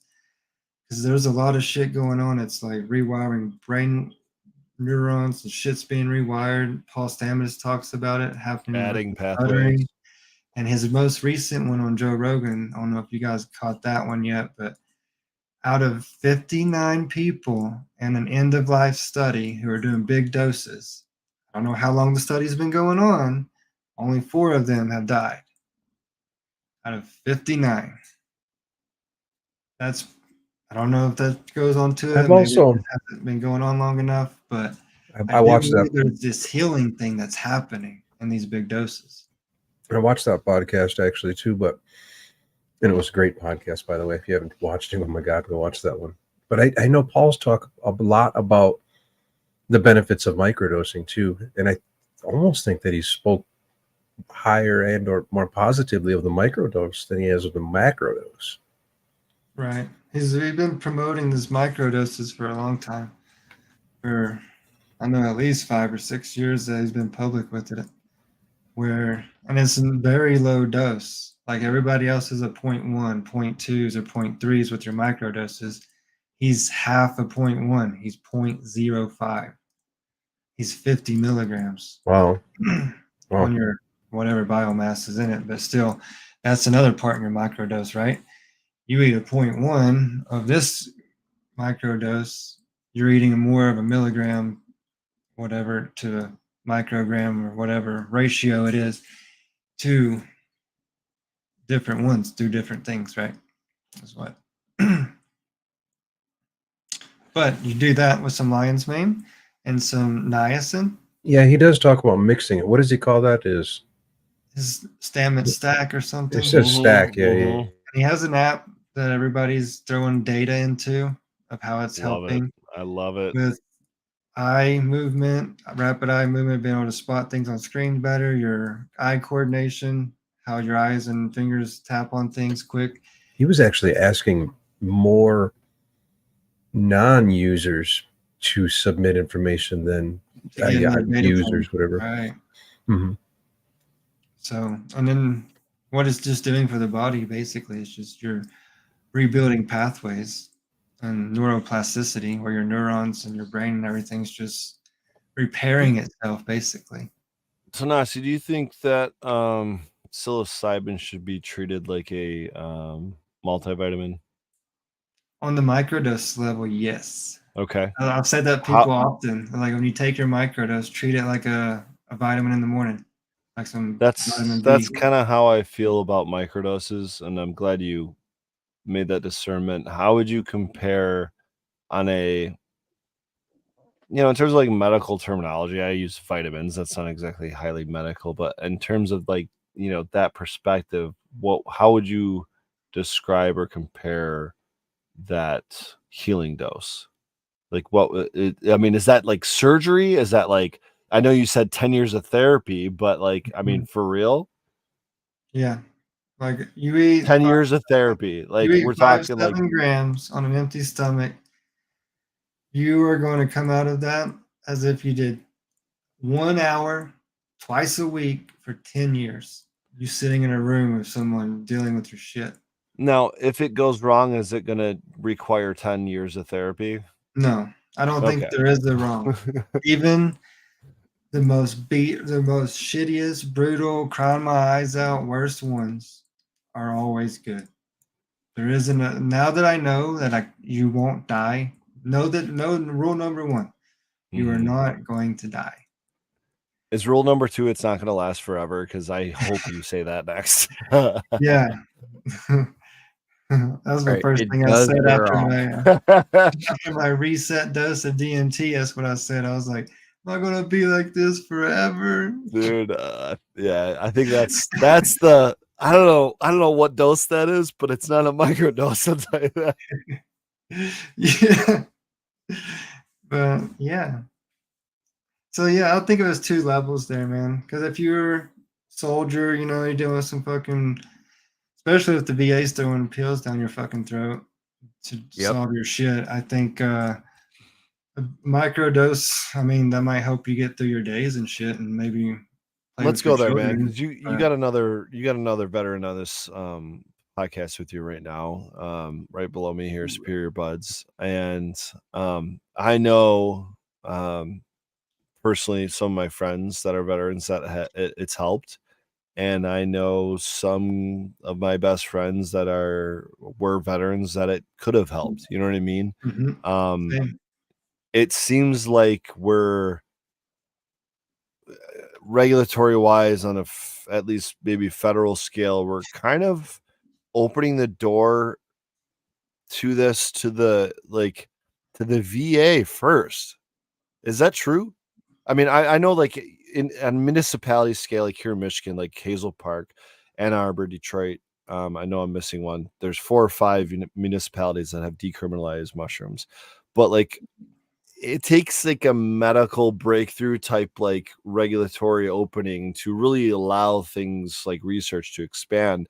It oriented is it just me, or is that actually what they're doing? That I'm not too sure too sure, although I'm involved with the VA very in what I do, but I'm gonna say no. From what the VA does is very fucking slow.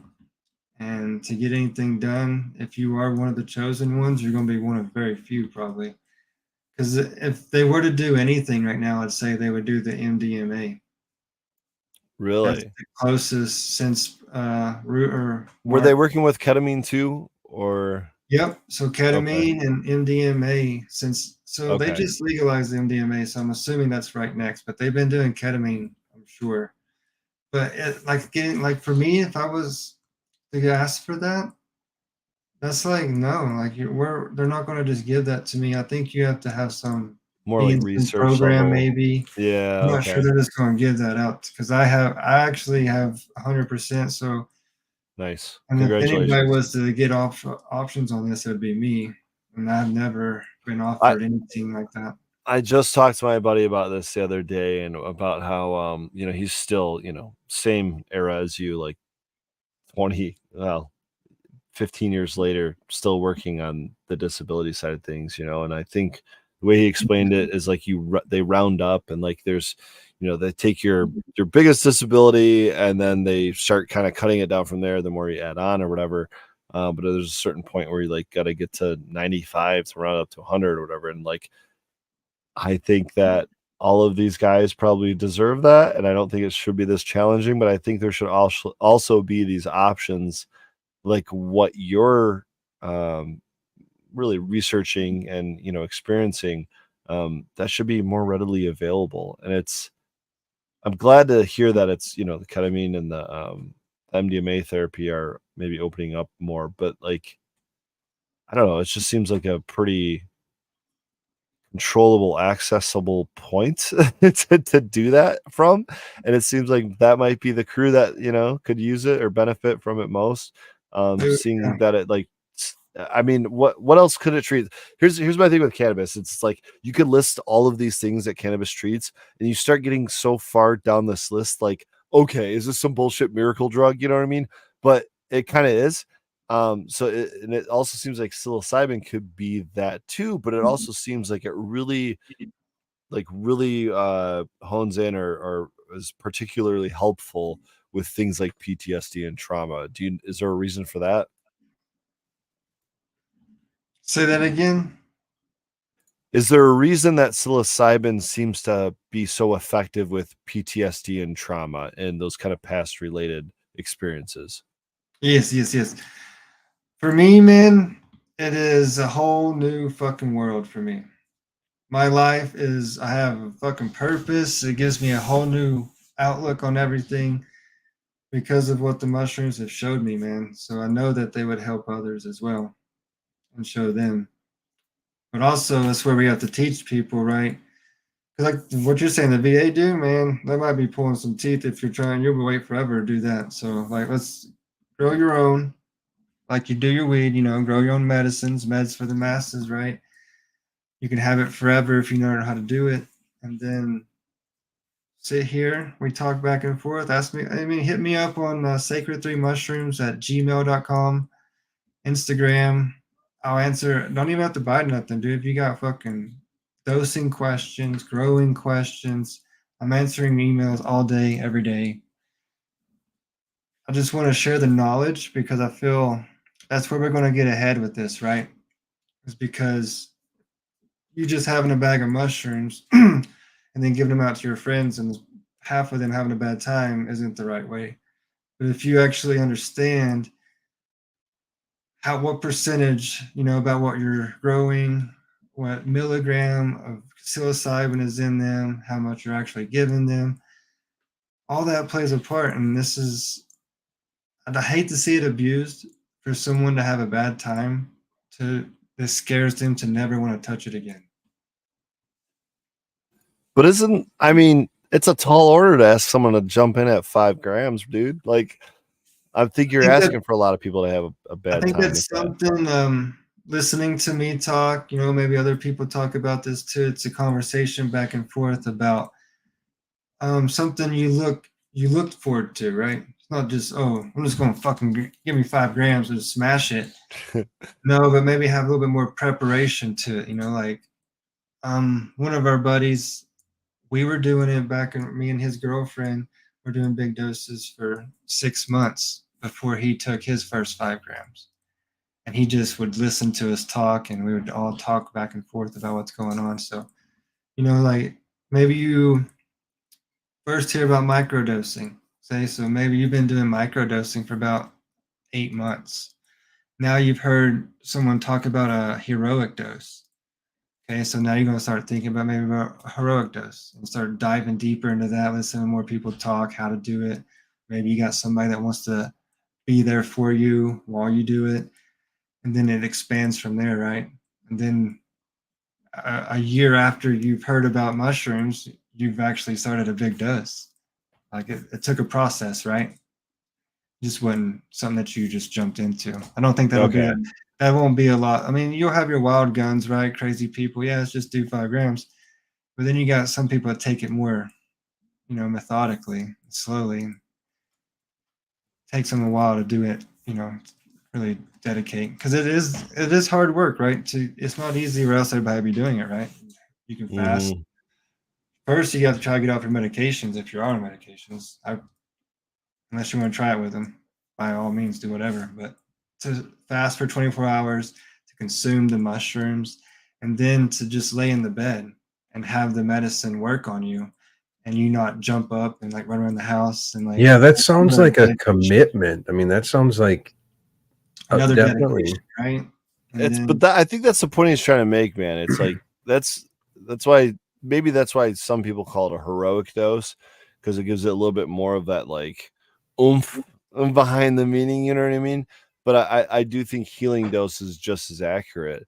But it's almost like a sacrament that you have to prepare for, right, because it's something you're going into with intention. You have to have understanding behind it, and it's not something that if you're just offered a handful of mushrooms at a party, it's probably not something you should take, because you probably are right. going to have that bad trip. And I'm doing big doses about every 3 months. There's going to be people who do one big dose, and that's all they'll ever need. They've saw the light. They've Mm-hmm. saw something that they've probably I, changed their thought process for sure.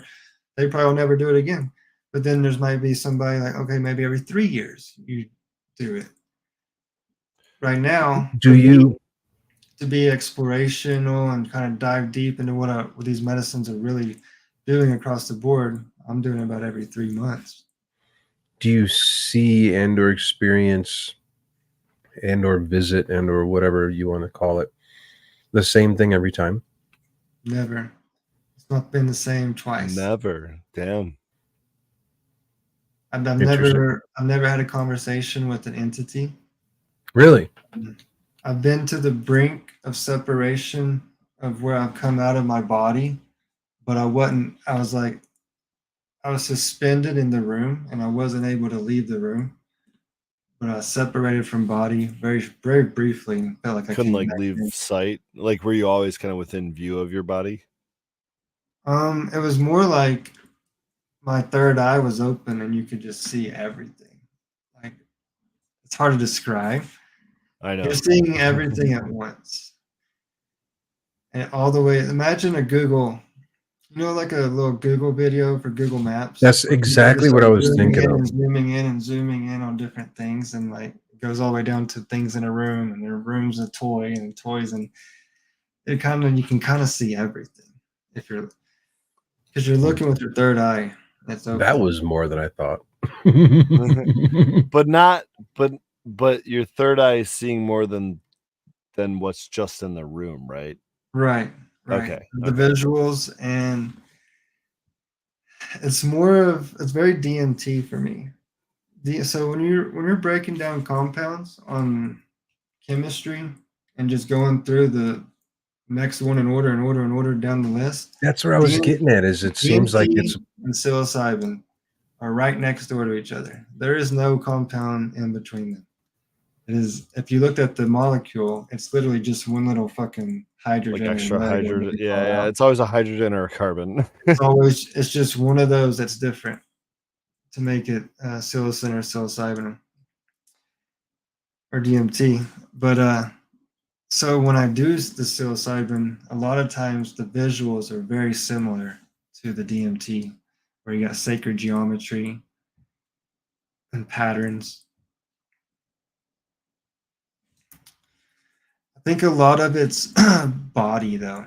A lot of it's physical, where a lot of deep breathing, and in those breaths, energy's being cleansed. You're cleansing your body of energies that are negative or whatever you want to call them. I think that's, and I guess, let's see what else. The thought process. So we live our days grinding, doing the same shit over and over, and some things that we are doing we know are hurting our bodies or killing us slowly, but we don't pay no mind to it. We're just in our own little rut. I call it a rut. You're just fucking grinding that rut all day long. Then you take 5-7 gram dose of mushrooms and you have your intentions in play. Well, why am I angry? Why am I fucking smoking all this weed? Why do I do whatever fucking drugs or whatever the fuck you do? And you have those things come up in the trip. I feel like the mushroom solves them for you after dealing with them for a minute, and it pulls you out of the rut so that you're able to see fully and say, okay, I'm doing this wrong. I'm doing this wrong. Like, this is how I stay out of that rut. And then you come out of your trip and you've been showed the light and like how you can change some things, but then you have to like put in more work at the to keep that from happening again, right? It's you've said that before, or especially early on in this podcast, about how you have to put in the work after the fact.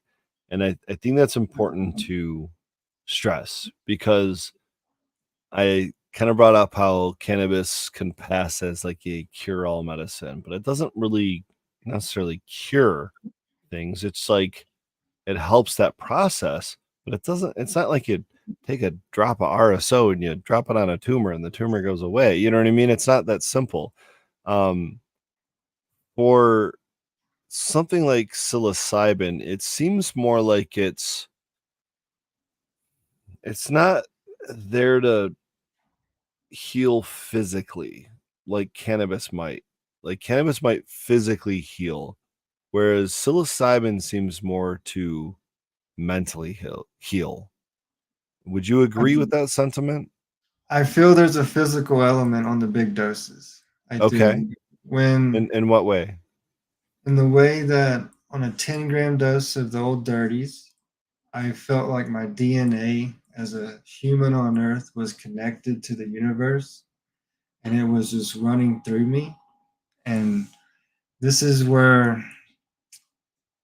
this is all in my head, dude. I could be fucking just nuts. But this is where the feeling I get from that feeling that connected to the universe, it's like it's healing my body. And if I was to have anything wrong with me, like an illness, I feel like it would be working on it. Now, say you got stage 3, stage 4 cancer, that probably isn't going to fucking heal or get rid of your stage 4 cancer.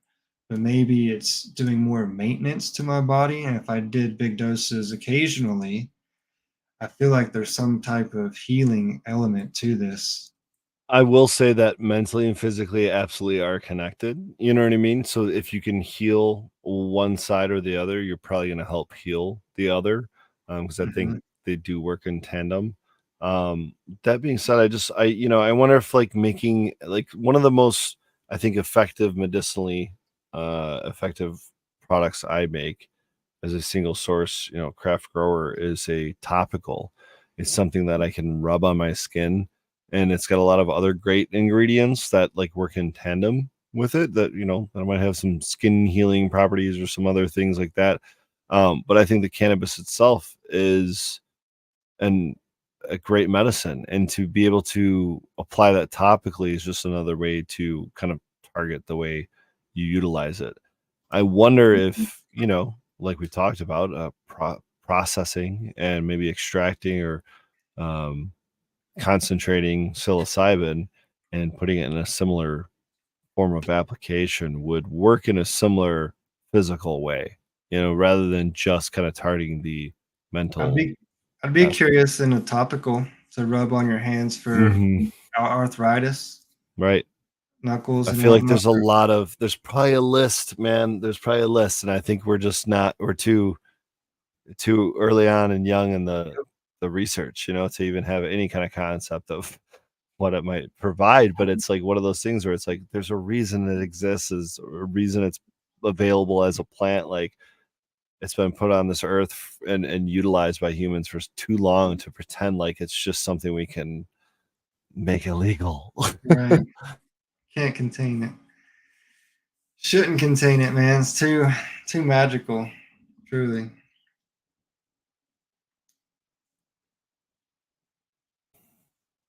Now, you've talked about terpenes a little bit, and how some people are doing some testing on that.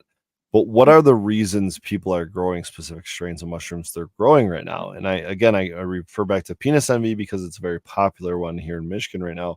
But Good is question. it one of those things that it's like are we growing for volume? Are we growing for bag appeal? Are we growing for potency?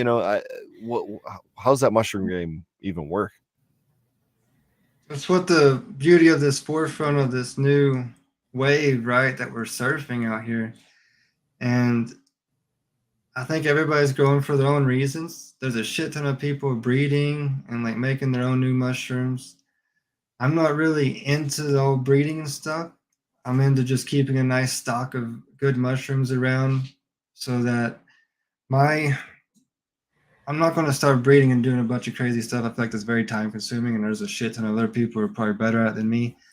I want to come down to where I grow the mushroom, I have it tested at the test results, and then say I got this mushroom, I grew it, the penis envy 10 times, I got 10 test results. The averages are going to be about right here, right?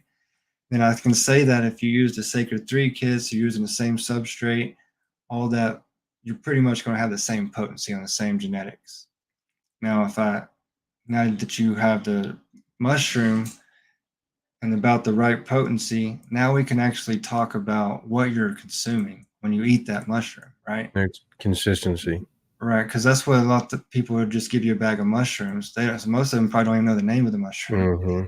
So you don't really know. Again, you're just mystery eating mushroom or compounds. You don't really know what you're consuming.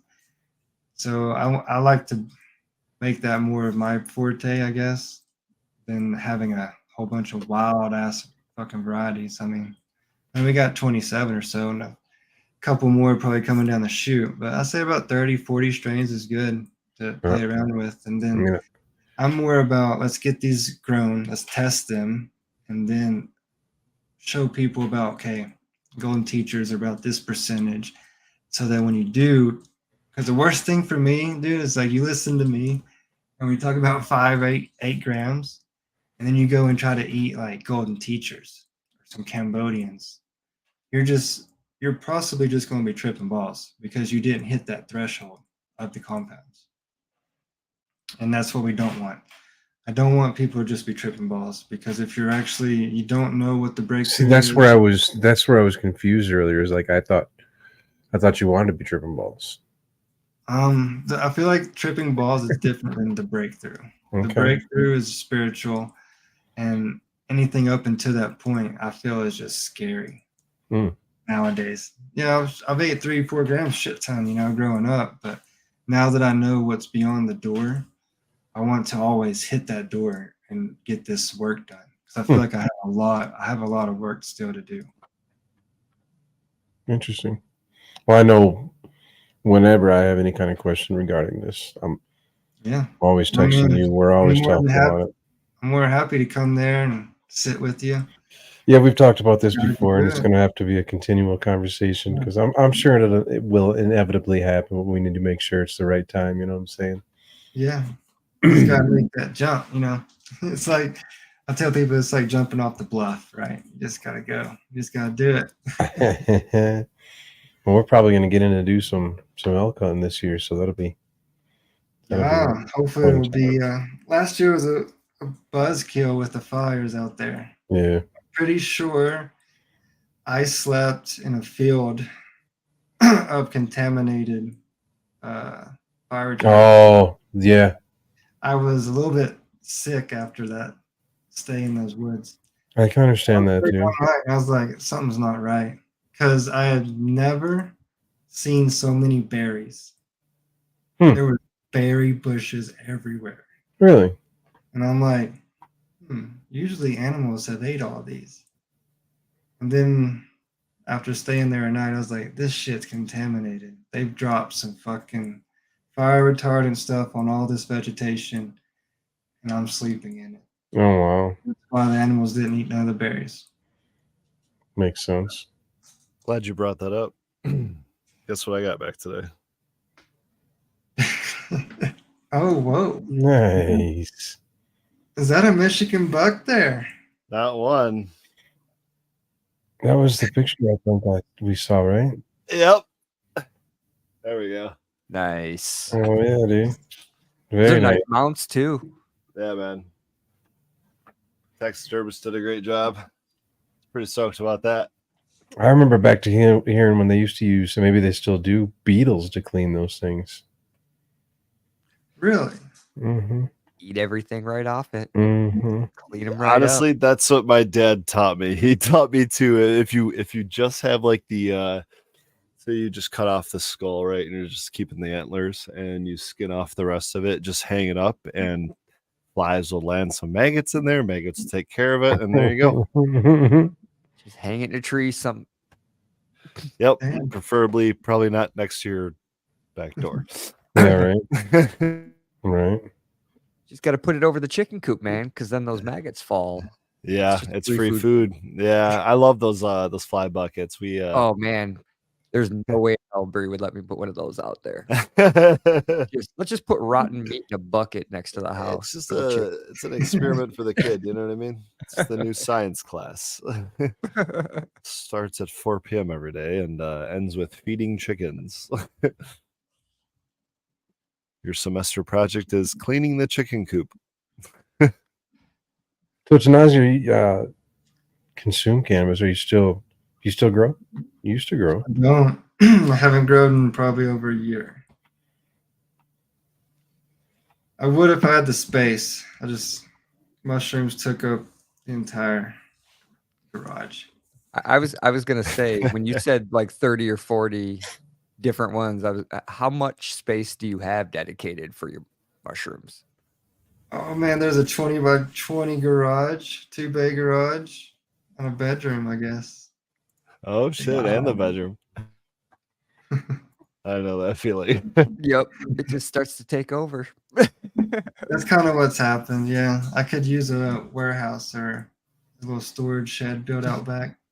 So it really isn't a matter of square footage. It's one of those things where, like, if you want to keep genetics, you just kind of need the space. Like, what causes you to take up more, maybe power, space? You know, things of Actually, that nature? most of the space is inventory for the mushroom grow kits.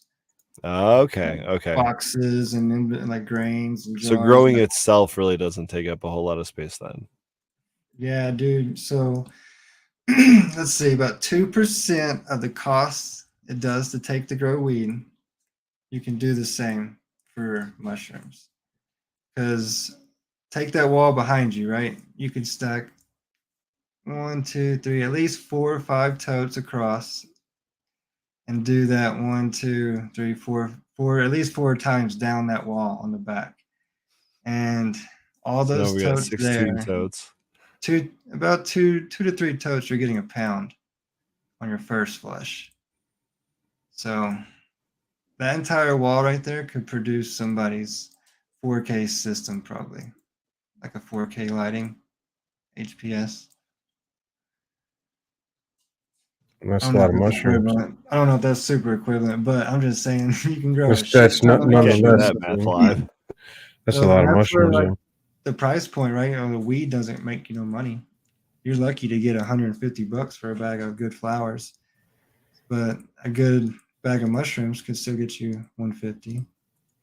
Sure. So that was a fun thing that happened here in Michigan last year. Is a lot of the people that have been doing mushrooms for a little while started getting real upset because everyone started doing mushrooms and found out how easy it was to do, and it kind of tanked Yeah. their business plan, just like what happened in the cannabis industry over the last few years. Oh, it'll get so weed's already saturated. So mushrooms are just right there because it's too easy to grow. Everybody's doing it. So, and that's the best part for I like because Mm-hmm. give them away. Just give them away. Give 'em Everyone should be away. able to do it. Yeah, just give them away.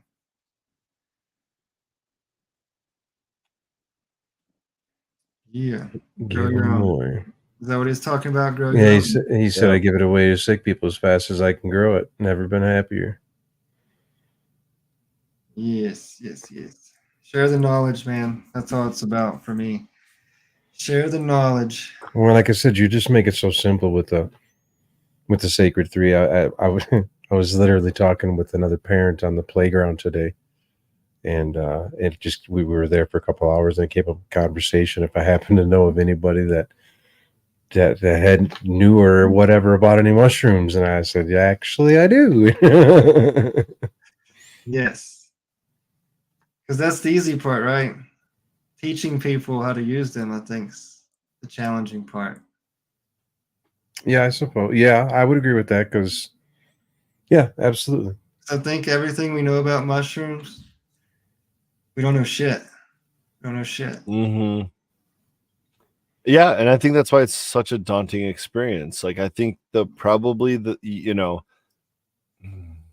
7 out of 10 potential customers of yours probably have that thing sitting in their cart and they just don't click that buy button because they're too afraid of what they might experience on the growing side of things. If you don't grow things for a living, you know what I mean? If you're not like actively growing your own food or just doing some sort of green thumb activity, like that's a whole new world to jump into, especially growing mushrooms. So this thing that you're too scared to pick in nature, and I'm gonna grow it in my own home. Like, okay, but you have made it simple enough, and with the spore options and things, you know what you're gonna get.